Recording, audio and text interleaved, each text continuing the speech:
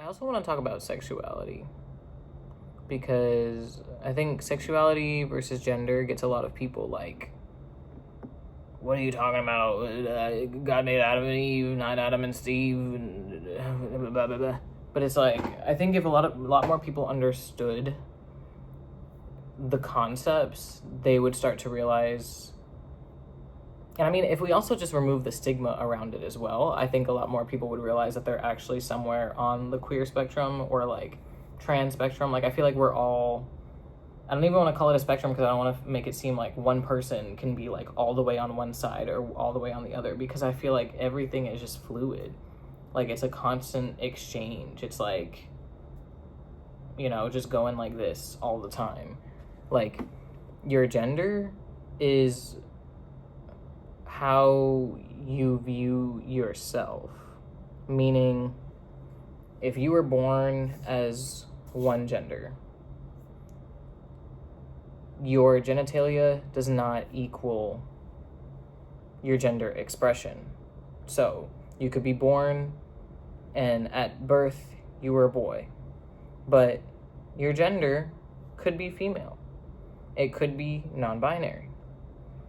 You can be born a girl and the opposite thing. You can be non-binary as well. You can identify gender-wise as a man. That also does not mean that just because you are these set genders that you also then have a corresponding sexuality. Like, for too long, we've lived in a colonized world where the white patriarchy was like, hey, this is the nuclear family unit, the man, the woman, they have children. That's all that's allowed, and that's all what's going to go on. But historically, a lot of indigenous cultures were living in harmony with like non-binary people, with queer people in general. And we didn't all feel the need to be oppressed into this like one like box until colonization happened and occurred, and then violently forced our ancestors into this box.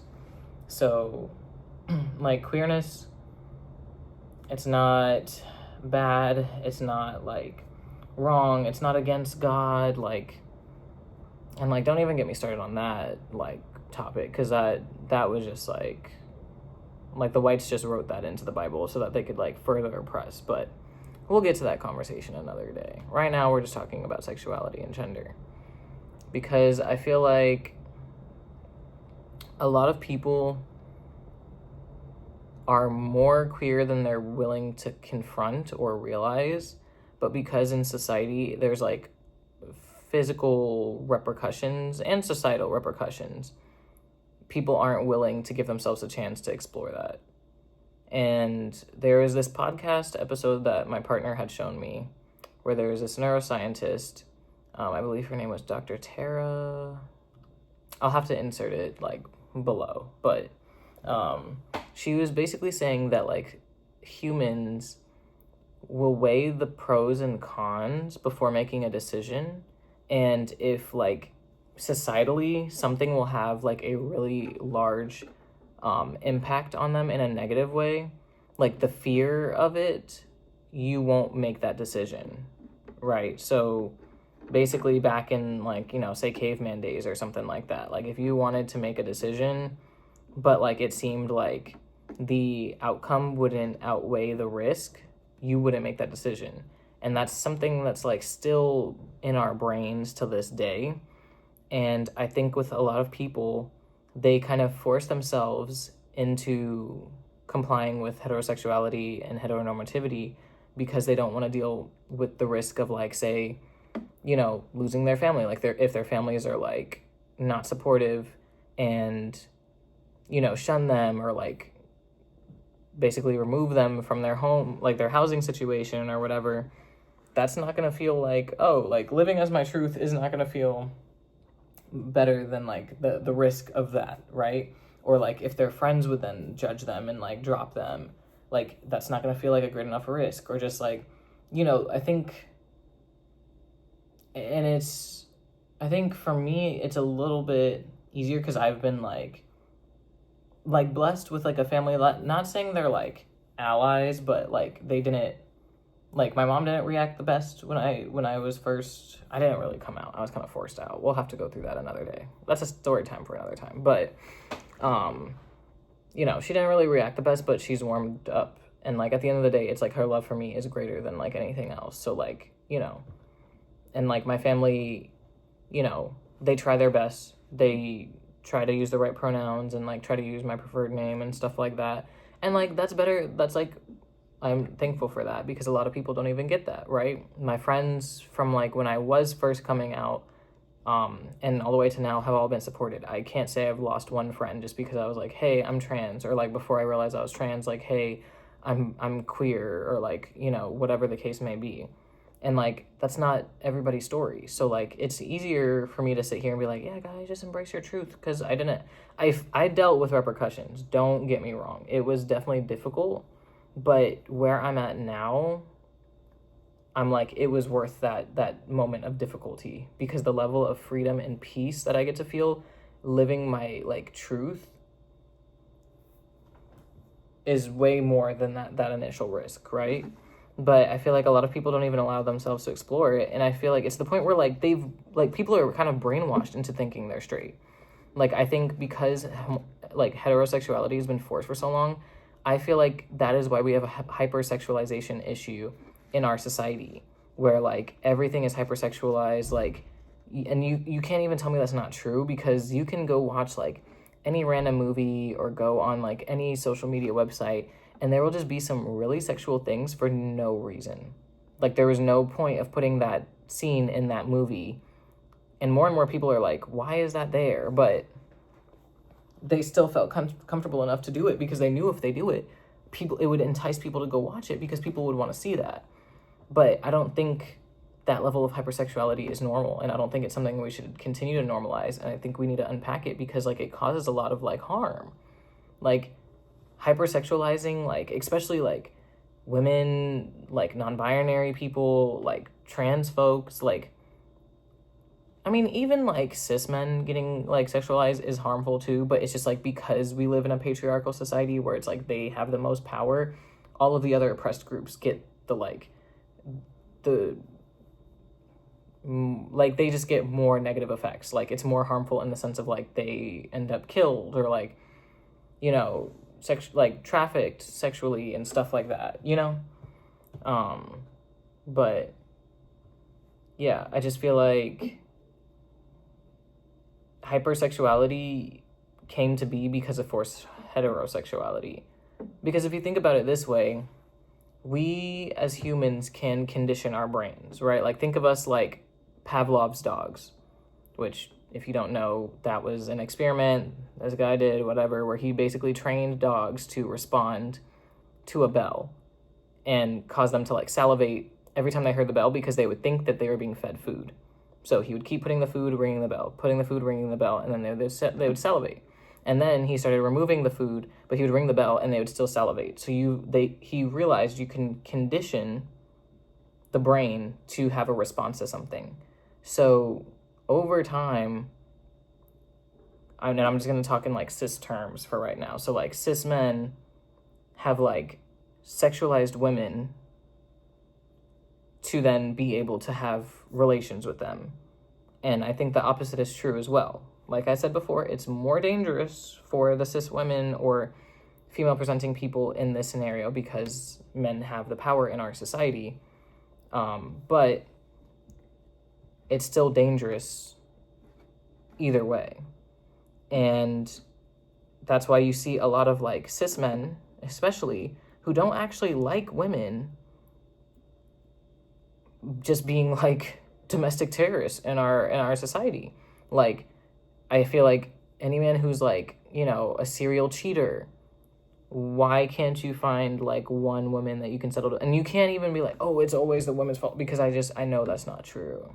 Like, you get bored after a certain point because you only can have sexual relations with these women when it's exciting enough of like the risk of being caught cheating, or the risk of like the, you know, turmoil that happens when you're cheating. It's not because you just love women so much you can't settle down with one. Like, that's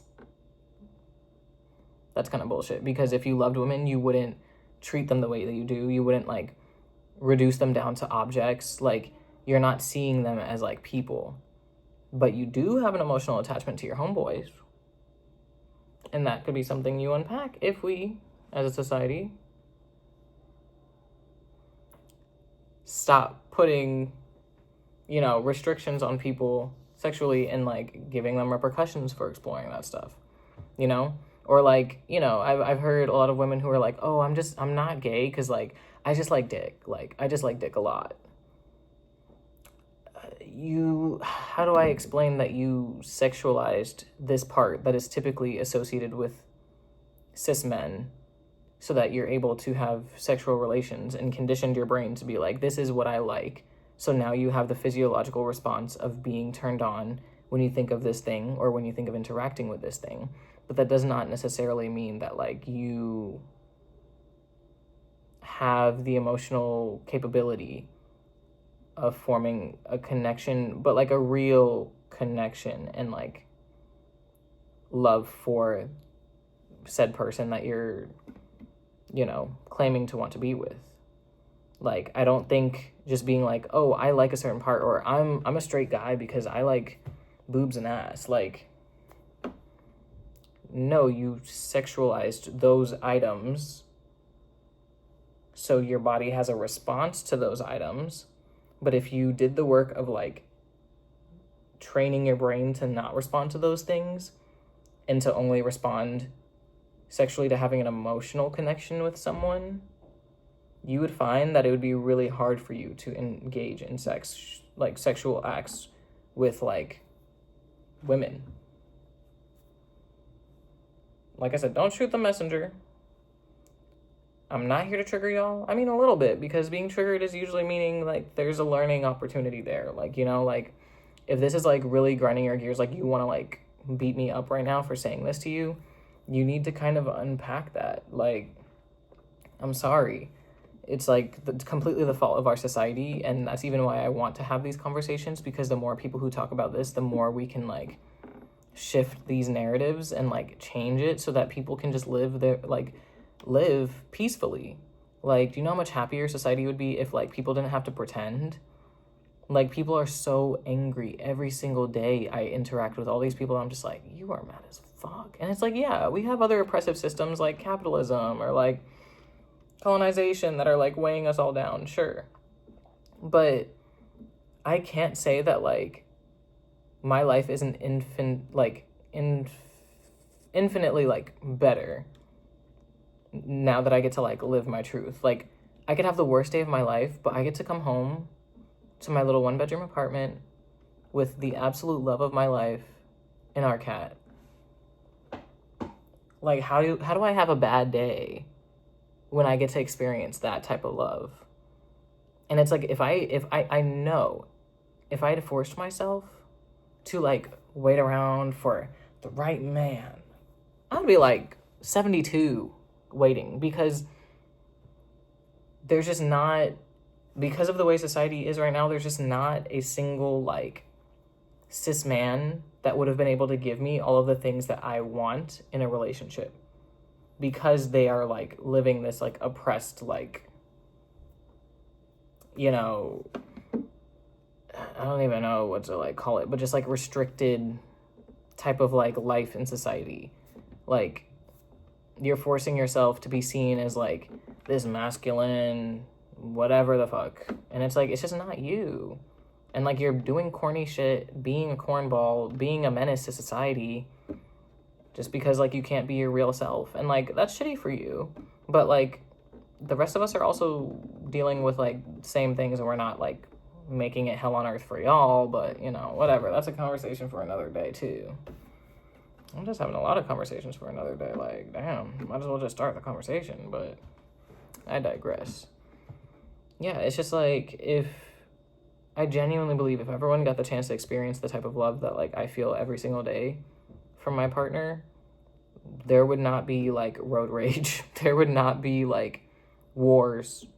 There would not be people, like, shooting people in the streets, or, like, you know, like, it would just be, like, a different level of peace. And I feel like there's a certain type of trauma response when people have been living in like turmoil for so long that when there's peace, it almost triggers them more and causes them to be like, oh, I'm not okay right now. This is not okay, so that they can run back to the like turmoil that they knew and were more comfortable with. But I think if everyone just did the time and just unpacked and just really were honest with themselves about how they feel, and then like just see what happens.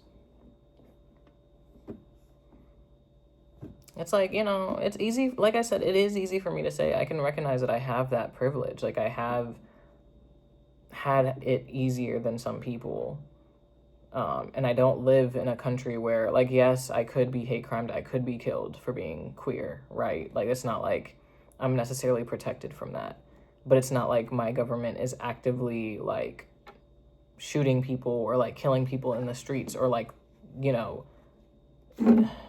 I'm just trying to say that, like, in America, I'm a little bit more safe than some other people in other countries that, like, have a harder time of, like, expressing their sexuality for, like, safety reasons. And I get that, and I acknowledge that, and I'm not trying to pretend like that's not a huge factor. But that's why I just think it's so much more important for us to have these conversations, because, like, imagine global liberation from that. Like, if everyone could just live their life in peace, like, why would that be so wrong? The only issue is that, like, it doesn't allow the patriarchy to survive. It doesn't allow colonialist values to thrive, but we are all suffering at the hands of those things. So, once again, what would be so bad if all of those systems dismantle, besides white people not getting power? Y'all had power for, like, how long, and look what you've done with it. Look what you've done. All of us are suffering. I think it's actually time for y'all to step down. Take a seat. Like, I don't know, man. I don't know. I don't really know what else to say. I feel like I've said all the thoughts that I have right now. That doesn't mean that I've said everything that I've ever thought about with this topic, because this is, like, constantly in my head. And me and my partner talk about this constantly, because every time I watch, like, a movie or a TV show or, like, a reality show, and I'm just like, what is this? Like, we're probably gonna watch, like, the new season of Singles Inferno soon, and I'm like, I already know the heteronormativity is gonna kill me, but I can't stop watching it. I can't. They get me. Reality TV gets me. I'll be honest. And I'm gonna clock in. I'm gonna watch it. I'm gonna make my comments, but I'm gonna watch it and I'm gonna clock in. But yeah, I don't know. Just, I think every day, if you can just ask yourself, like, why do I like this? Or why do I like that?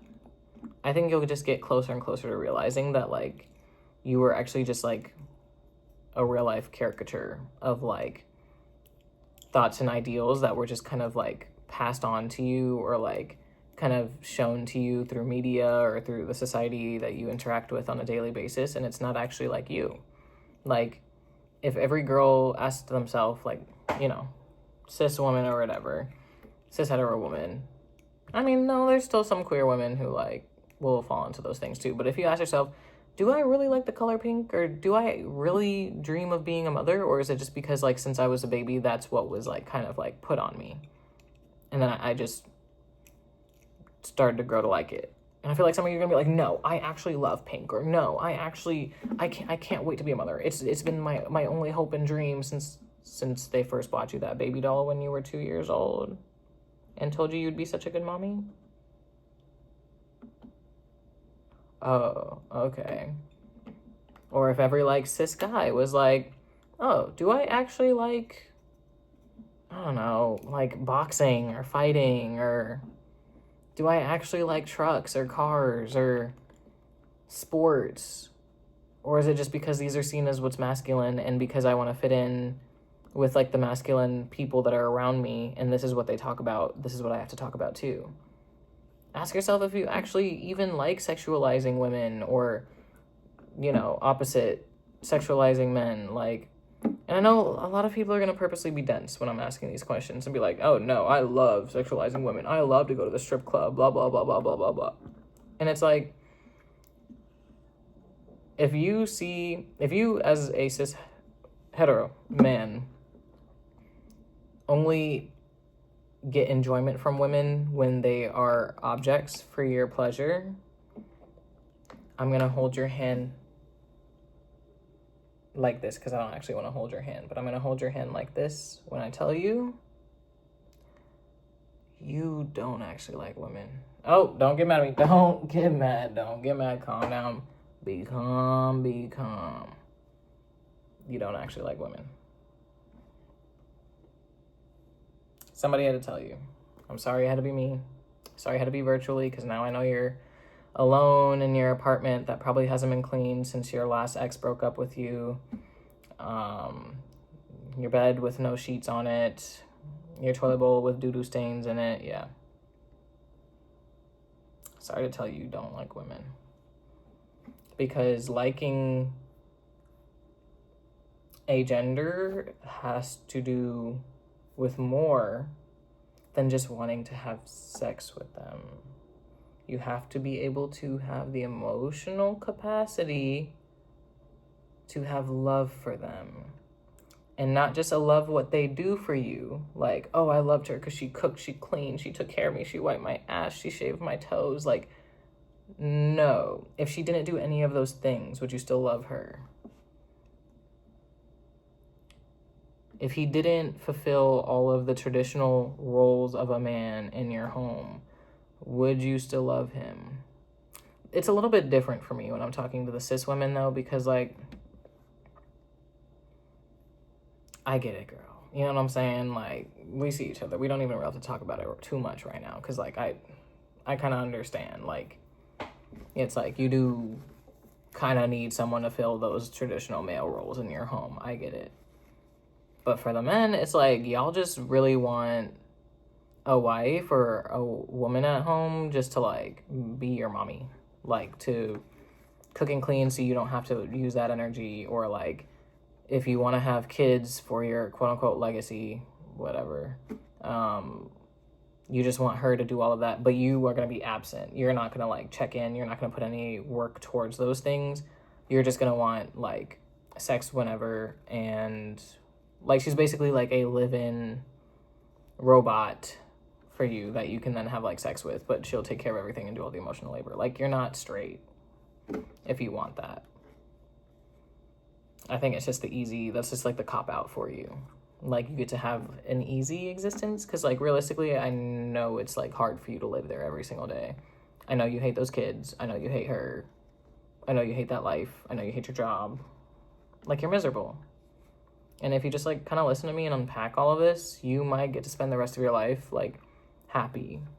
Oh my God, happy? Oh my God, what, happy, what? Happy. So, if you want to live your life happily, like me, go ahead and clock in and do that work. If you want to stay miserable, like them, let's see how long you're able to fake it. Anyways, after I just shook shit up, because I know some of y'all are foaming at the mouth right now, but sorry. Some of y'all are going to be real mad at me, but it needs to be said. Bye.